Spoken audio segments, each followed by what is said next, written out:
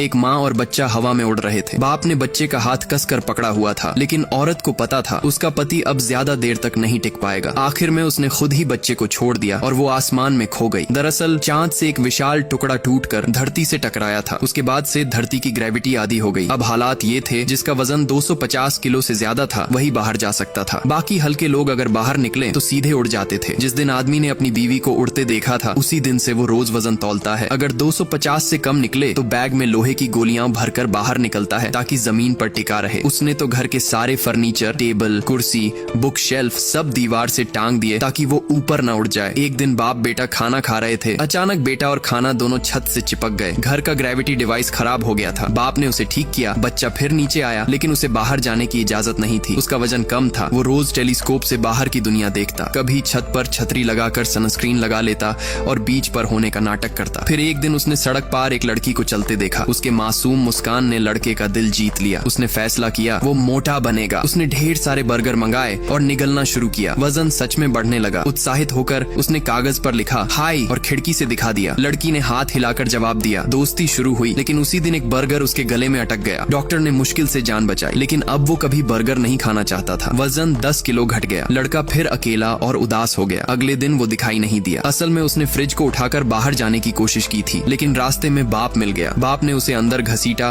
और सारे भारी सामान छुपा दिए। 20 साल पहले उसने अपनी बीवी को उड़ते हुए खो दिया था। वो अपने बेटे के साथ ये हादसा दोबारा नहीं होने देना चाहता था, पर देर रात उसने चुपके से एक ग्रेविटी शूज बना डाले। सुबह लड़के ने जब उसे पहना, बैग में लोहे की गोलियां डाली और जिंदगी में पहली बार घर से बाहर कदम रखा। वो हिम्मत करके लड़की की तरफ बढ़ा, एक गहरी सांस ली और फिर अपने जूते का ग्रेविटी स्विच बंद कर दिया। अगले ही पल वो आसमान में उड़ गया। बाप घबरा गया, लेकिन तभी एक जोड़ी हाथों ने उसे थाम लिया। उसने आंखें खोली। वो लड़की थी और उसके चेहरे पर वही मुस्कान थी, लेकिन इस बार लड़के के चेहरे पर भी। दोस्तों, अगर आपको ऐसी दुनिया में रहने का मौका मिले तो आप किसके साथ रहना चाहोगे? प्लीज कमेंट में जरूर बताना।